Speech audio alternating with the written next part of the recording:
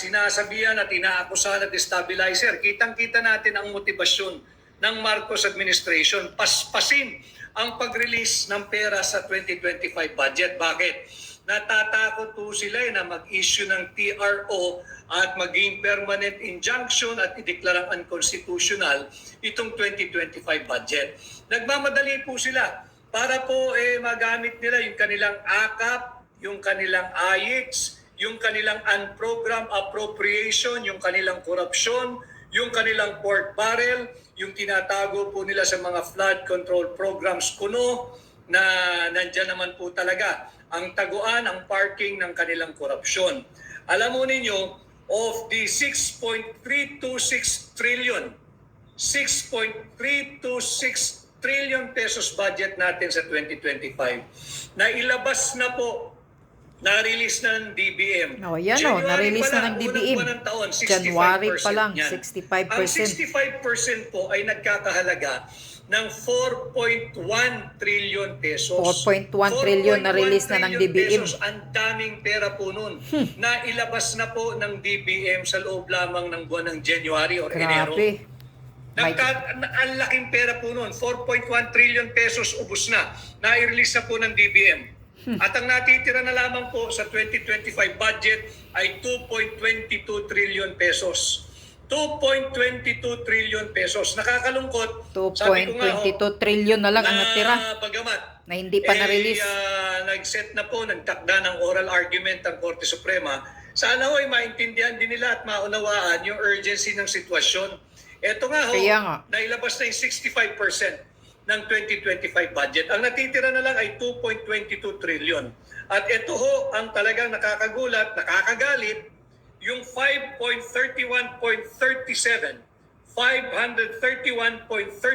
billion. Ulitin ko ha, 531.37 billion pesos 531 na para sa unprogrammed appropriation ay na-release na. Unprogrammed appropriation. Nasa kamay na yan ang mga buaya. Ng Enero. Saan ka nakakita na yung unprogrammed appropriation ay naging priority? Kaya nga. Ang unprogrammed appropriation po ay maisa sa katuparan lamang pag may sobrang koleksyon. O di kaya may sobrang pera, o di kaya nakautang ang gobyerno. Inuna po nila yung unprogrammed appropriation, prioridad nila yung unprogrammed appropriation. 531.37 billion pesos. Unprogrammed appropriation, ito po yung sinasabi nating pork barrel ng mga tiwaling mangbabatas. Diyan nila tinatago yung AKAP, yung ang kakapal ng aming pitaka, yung AIX. Diyan po nakatago yan, yung kanilang flood control programs, yung flood control funds, yung ginagamit po nila pang cat's eye, yung ginagamit nila pang rock netting, yung kung ano na po pong kapritsyo at luho ng mga mambabatas. Dito po nakatago yan sa program appropriation. Nakakapanghina dahil na-release na po ng DBM ang halagang 531.37 billion sa unprogrammed appropriation. Grabe. Inuna pa yung unprogrammed appropriation. Alam mo ninyo yung unprogrammed appropriation, magagamit mo lamang ho yan pag may sobrang koleksyon ng gobyerno, pag may sobrang pera, pag may sobrang kita, o kaya pag may bagong utang. Ito, January pa lang, ng ngayong kasalukuyang taon na ilabas na. Pangalawa, yung budget po ng DPWH, yung Public Works, nag-release na po ang DBM ng 542.88 billion pesos sa Public Works. 542.88 billion pesos ang na-release na ng DBM sa DPWH. Ang equivalent po nitong 542.88 billion pesos ay 41% ng buong budget ng DPWH para sa buong taong 2025. Yung 542.88 billion, ito po'y 41% ng 1.088 trillion allocation o pondo ng DPWH. January pa lamang ho, release na ng DBM ang 65% ng ating 6.326 trillion pesos budget. Grabe. Kitang-kita mo, nagmamadali, hayok na hayok sa pera ng Pilipino. Kaya nga. Para Nais may nila magamit na sa ilabas eleksyon. agad ito Si Tambaluslos. bago pag-issue ng TRO o dili kaya ay magkaroon ng permanent injunction at madeklarang unconstitutional, illegal, invalid, unlawful, immoral at criminal itong 2025 budget ng Marcos administration. Bakit po tayo nalulungkot? Sapagkat kagaya po nung ating napag-usapan kahapon, baka naman pag lumabas na yung order ng Korte, halimbawa katigan talaga ng Korte Suprema at ideklarang unconstitutional Wala na. Ubos na ang pera. 2025 budget, paper victory na lang ho. Paper Kaya nga. victory. Papel na lang. Tagumpay tayo sa papel na lamang, sa kautusan na lamang, sa decree na lamang ng Korte, sa order na lang ng Korte, sa ruling na lang ng Korte. Wala nang Pero pera. hindi rin naabatan yung korupsyon na ating linalabanan. Kaya nga po, hindi ba't tinugon ko? Tumugon ako sa hamon na pamunuan ng tunay at mahisog na oposisyon.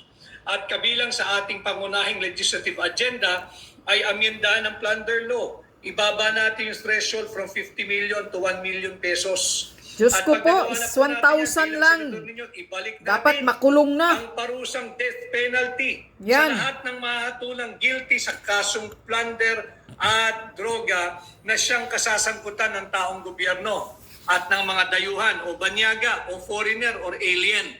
Yan po yung ating mga pangunahing legislative agenda. At of course, pag nagawa po natin yan, para naman umikot ang pera at sumigla ang ekonomiya, atin pong ipapanukala at ipapasa bilang senador ninyo yung standardization of wages. Meron po akong naringgan kaninang umaga at tila lahat ng ating legislative agenda ay kanya na rin sinasabi at binabanggit at ginagaya. Alam mo ninyo, talagang kinakailangan natin ng suka para labanan ang tanso. Kailangan po natin ng suka para labanan ang peking ginto. Kaya nga. Ang tagal-tagal mo na sa Senado, ngayon mo sinasabi lahat yan. Bakit hindi mo ginawa nung ikay nandyan sa Senado sa loob ng 6 na taon? 6 na taon ka na dyan, hindi mo naisip ang kapakanan ng manggagawa. Kaya po tayo bilang senador ninyo, ating isusulong yung pagkakapantay-pantay ng sahod. Wala na pong diskriminasyon sa sahod ng mga nagtatrabaho sa probinsya kung ihahambing mo sa sahod ng mga nagtatrabaho sa Mega Manila. Ulitin ko, hindi po totoong mas mura ang buhay sa probinsya. Exactly. Hindi po totoo ang kasabihang mas mura manirahan sa probinsya. Ano po ang ating preba? Marami pong lugar sa labas ng Mega Manila na higit mahal ang singil sa kuryente. Marami pong lugar sa labas ng Mega Manila na higit na mahal ang presyo kada litro ng produktong petrolyo. At marami pong lugar sa labas ng Metro Manila ng At Scott's, Correct. we believe that Anong every kaibahan? win is Parehas lang naman ang presyo eh.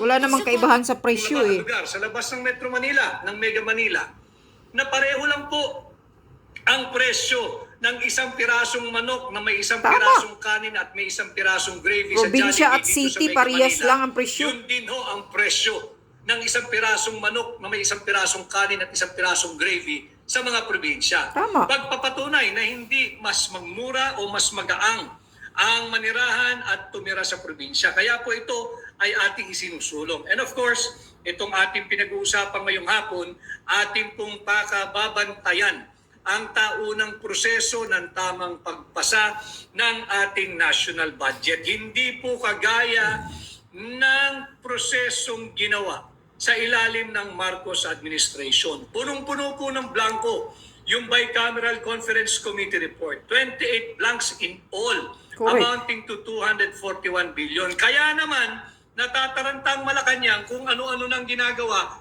pati ho yung kampanya, yung negative campaigning na ginagawa ni Bongbong Marcos. Ako, ang assessment at analysis ko, sadyang ginagawa niya yun para po malihis kayo sa usapin Oo. nitong illegal, immoral, unconstitutional, unlawful at criminal 2025 budget. Ulitin ko, sa bagamat akin pong pinangungunahan at ako'y tumugon na pamunuan ng tunay at maisog na oposisyon, kinakailangan ko po ang tulong at suporta ninyo. Kinakailangan ko pong mag-ingay din kayo, iparinig ninyo ang inyong tinig at provide a good pressure to our friends there in the Supreme Court at maramdaman nila na higit na nakararaming Pilipino ang interesado dito sa usapin ng unconstitutional 2025 Exactly. budget. Sapagkat habang ito po ay nakabinbin, 65% of the 2025 budget ay na-release na po ng DBM.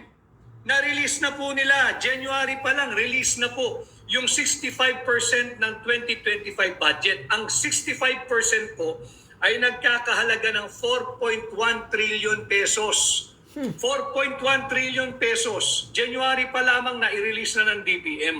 Ang natitira na lamang ho ay 2.22 trillion pesos. Mauubos po ito. Ganito din ho ang naging sitwasyon doon sa PhilHealth last year, hindi ba?